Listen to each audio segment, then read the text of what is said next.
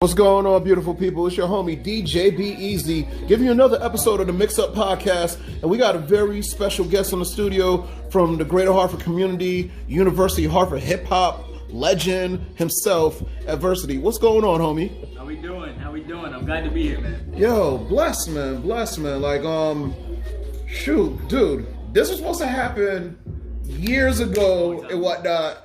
So let everybody know your whole background with University of Hartford and what you provided for the hip hop over there, real quick, before we get into your whole catalog on how you started your hip hop. Yeah, of course. Like I said, I was going to the University of Hartford between 2015 and 2019. Yeah. So within that time period, I was just networking. Really, that was my main bread and butter while I was there. That's something I really wanted to emphasize. Yeah. They had the radio station up there. I was sure to connect with them, make sure they knew who I was, make sure I know who they were and how it all operates. Yeah. And there was also a group. It was a collective of artists, producers, engineers, etc. Did this group have a name? Studio 205. So shout out Studio 205. But I got incorporated with them. Yeah. Just to be around creatives. Yes. Within everything I was doing there, it was business when it comes to classes and everything. Yes. And networking and really just spreading the word, basically marketing. So out of curiosity, so your major was business management or marketing? Business management, and then I got a minor in performing arts management. You're doing it right way. Yeah, bro. You're doing it right way. Apply all of this to everything, man. Exactly. Yeah, it was all part of the plan. Nice. Yeah. So growing up, where are you originally from? I'm originally from Wethersfield, Connecticut. Hold on, Wethersfield, Connecticut. Bro, everyone says everybody says Wethersfield. The only thing I know up there is the DMV. Oh, yo, no facts. That's all I know is DMV, and then also I'm not gonna lie, Wethersfield, Connecticut, they have some nice scholar young ladies per se. Yeah. They're very smart and they're about their books. Yeah, absolutely. Yes. Yeah, not too many people doing what I do out of Wethersfield. I'll tell you that much. So any cultural clashes when growing up in Wethersfield? Or at that time people were a little bit more up to speed? Yeah, people were up to speed with it. At that point when I was, I really didn't start taking this seriously until my senior year of high school going into college. Wow. So most of my high school experience, I was just, I was always a fan of music, listening to hip hop, all that. Yeah. But people didn't really know what I was doing. I wrote poetry for a little bit, took some English classes where we had to emphasize on poetry. So people kind of knew that I had that capability in me. Yeah. But I really didn't bring that out until, I was leaving Wethersfield going into the University of Hartford. And I had no specific reason for that. It kind of just, that's the way things worked out. Okay. Yeah. So poetry, any sports back then? Sports, I played basketball, I did track and field. Those are my two. Okay, so point guard, and I'll say, the 4x4s? No. Okay. Point guard was correct. Yes. For track, I did the long jump, triple jump, and high jump. Sort of. Okay, you kind of like me when I was in high school with track, because I was on the track team, but it was for the distance and the shot put. Exactly. That's what I'm saying. I wasn't out there doing races and stuff. I was doing 100 here and but I ain't gonna say, there was one winter, after the football season, because when I was going to Weaver back then, all I did was football, and then I did freshman basketball for 1 year. But sophomore year, did JV. Well, since I was kind of vertically challenged, but I was stocky, I kind of knew my place. So they actually had this big boy relay challenge. So all the linemen raced against you. Yeah. So I'm not gonna lie, I felt proud. I did a relay, son. Yeah, but then I was out of breath like a motherfucker. No joke. No facts. It looked easy, but once you're on that track, man, that's a different ballgame. Shout out to anybody that does track and field. Your breath, all of that. Yeah, it's a whole different level, yo. Hey, shout out my boy Elijah Young. He's killing it. What school is he at? He's at Monroe College. Word. He's about to do big things. He's a track star, man. Yo, I'm telling you. You go hear that name a lot more. Blessings on that, man.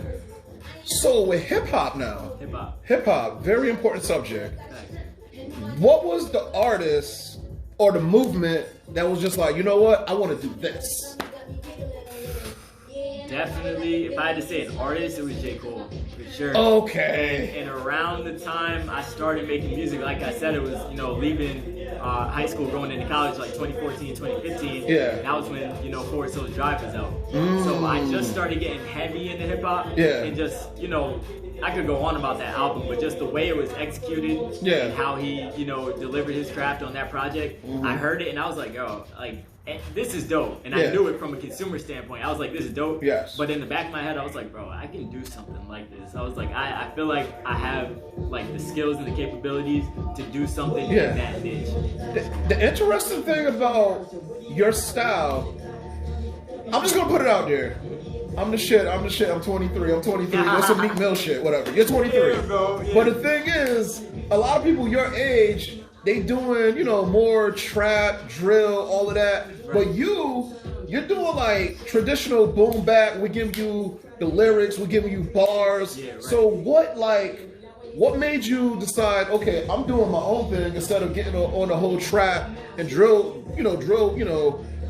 Right. Talking about popping pills and all of that shit. Why are you different? Talk about it. I mean, you hit it on the head. I seen a lot of people were doing that. Yeah. And it was something that was, you know, like publicized, whether you're an upcoming artist or even mainstream, there was a lot of people doing that kind of, like you said, popping pills, drinking, parties, all that. And I was like, that's cool, but I want to find a way to kind of like, you know, have some like positive kind of enforcement, positive like impact on my music. Yeah. So if you hear my music, they're trap beats and they're But the thing is, you got bars, you got synonyms, you got like, yo, dude, we taking it back to English class. Bro, like I can understand what you're saying, bro. Facts. And first of all, I appreciate that. Facts, I appreciate that. Facts. But yeah, that was really my main thing. Like I'm big on, you know, I put a lot of energy into what I'm writing and like, you know, I pay attention to what I'm saying. And like you said, I got those bars and I find, you know, I take pride in that and I have fun doing it.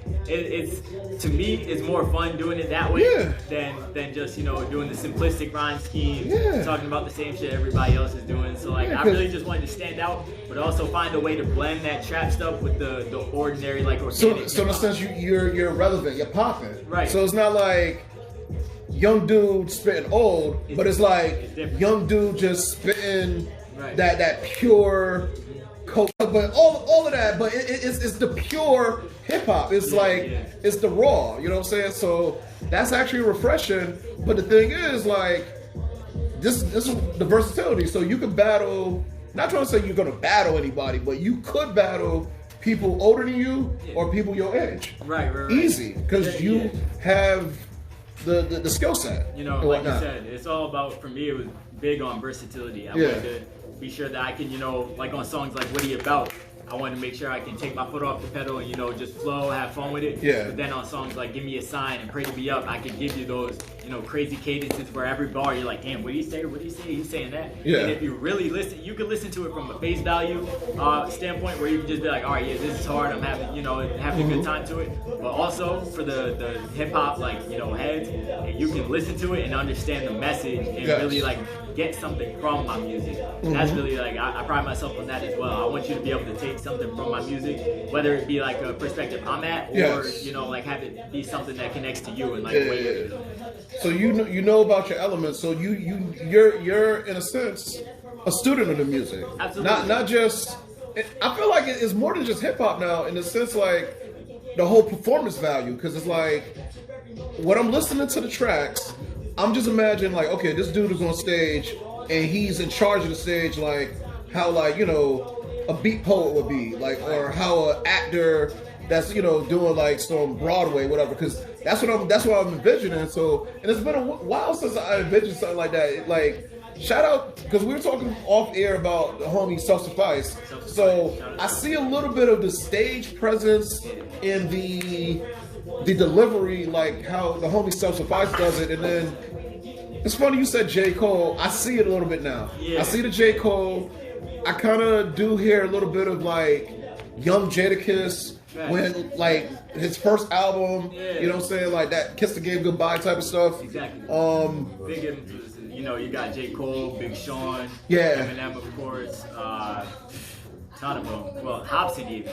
Back in the day, a lot of people don't know about Hobson, but I listened to a lot of Hobson back in the day. Just super lyricists, you know, like I was able to kind of split the art from the artist. Not saying that I don't fuck with him as an artist. You know, everything about his persona I thought was amazing. It's very different. You know what I'm saying? Not a lot of artists are doing what he's doing in that way. But I understood that there's like a certain level of bars and a certain level of lyricism that you can put out without being, you know, conformed to any norm. You can really just like take your own style and do anything you want with it and just get creative. Dude, besides just wanting to see you become a millionaire so you just take care of everybody around you, like, you are actually perfect for the culture, yo. Seriously. The style, the respect, all of that. And you can have longevity because it's like, you know, in a sense, okay, we're going to take it to basketball terminology now. You can think about Amari Stoudemire versus Tim Duncan's career. So the thing is, Stoudemire was popping. Like, in a sense, he dunked on Tim Duncan plenty of times. But the thing is with Tim Duncan, is like, his younger days, he was like running the team and whatnot, but still his intangibles and whatnot. So it's like, I look at you like, not trying to say like you're gonna have a Tim Duncan, but technically, if you have a Tim Duncan career, that means that's mad success, that's mad money, that's life-changing success. But I don't know why I'm getting a Tim Duncan vibe from you right now. Like, but that's dope. Hey, I'll take it. So for all the mention with a great, that's crazy. Right? Yeah, for all the ESPN basketball heads, that's praise. That's praise. As far as collabs, local collabs in the New England area, who do you want to work with? And also, shout out to Brittany Crush, because that track you guys did, fire. Shout out Brittany Crush. Thank you for blessing that song with that hook, man. She did her thing on that. Brittany Crush. I had the record finished and just sent it over to her. Yes. And, you know, within a matter of hours, she was like, all right, yeah, I got it done. I'm ready. So, facts. Glad I got a chance to work with you. Brittany Crush, true professional. Shout out to Mama Crush, all of that.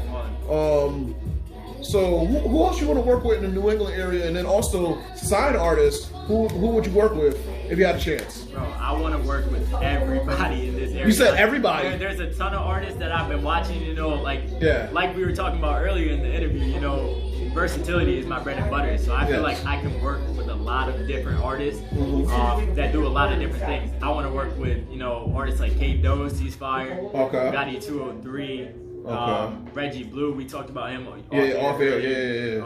Annoyed, that's big bro. Word. We've been talking, and that's something. It's got to happen. I feel like it's gonna happen. It's got to happen. Just like he has that same kind of energy and that same, I feel like we're in the same niche. Yeah. I gotta introduce you to Mud. You know Mud, right? Mud. He represents. I don't know if I think he's affiliated with Honey, the MC. Show Shump. So we gotta make something happen with that. Definitely. I'm familiar with them, but I never, met them in person. Well, we're gonna make that happen, bro. We're gonna make this happen. Definitely, I'm with it. Like I said, I'm really just trying to, spread the word and collab with as many people out here as I can. Because I think Connecticut is gonna be like we're really gonna have a crazy music scene here within, hopefully next few years. I feel like it's already here, but because the thing is, with Connecticut, everybody just gotta be supporting each other. You know what I'm saying? Because this is a subject that I talked about on the radio show plenty of times at CCSU. Shout out to the MC God himself, Marvelous. Like, we talked about this with Marv. We talked about this with Self Suffice, about how we just all got to come together and whatnot. So I feel like Connecticut has everything it needs. Got it. So now it's just taking the next step. And bro, to that point, I don't know how much I can say about this topic, but how familiar are you with the Connecticut Breakthrough, Clark Peterson, that whole? I actually I heard about them. Actually, I think I connected with them a couple times years ago. But tell me more about what they're doing right now. Good people, but we're all trying to basically make a collective Connecticut album. Yes. Essentially, where a large portion of the artist scene and producers as well. Yeah. Like the whole outcome, cover art, beats, engineering, everything is gonna. It's crazy. We're talking about this, and we're talking about this here at Connecticut People Records. That's what I'm saying. That's what makes me think of it. Listen, like I said, I don't know how much I can say, but we're trying to have like studio sessions coordinated so that if we think an artist like and you know, Dave Phoenix, for example, yes, would sound good with a K Dose. Set them up in the studio session and just let them work. Have a producer there ready, and just, you know, let it happen organically like that. So we're trying to put together an entire project like that. Like, you know, it's hard to do because you're working with so many different people, so many different schedules, and obviously Corona, you know, all that. So it's gonna be difficult, but we are in the process of like getting that to be something done. I feel like with March, April, May, we're gonna see a little bit more that we could do. And whatnot, because already like with, you know, New York State, because what Connecticut does, they kind of piggyback off of New York State, Massachusetts. So New York, they're pretty soon they're gonna have like fans in the stands at Madison Square Garden in different events. So we're coming back. We're coming back. We've been doing the online, the Zoom, the FaceTime, but the live performance is gonna come back. Slowly but surely. I haven't done a show since like beginning of 2020, and it's killing me, bro. I'm ready to get back on the stage. That's what I'm saying. And like, you know, you can see I'm getting more and more music under my belt and expanding that catalog so that when the stage opens, I'll be ready. For sending me heat during the pandemic, because the thing is, around that time when March happened, and I'm being told like, yo, bro, you can't go to your regular job, you can't go to all your bars, your gigs, you can't make the money, you can't make money the way you love making money. And I'm like, this is weird. You're one of the people that sent me some music, so I was just like, okay, Brittany Crush sent me a track, Eson sent me a track, you sent me a track, CPR, they sent me mad artists, so I was like, you know what?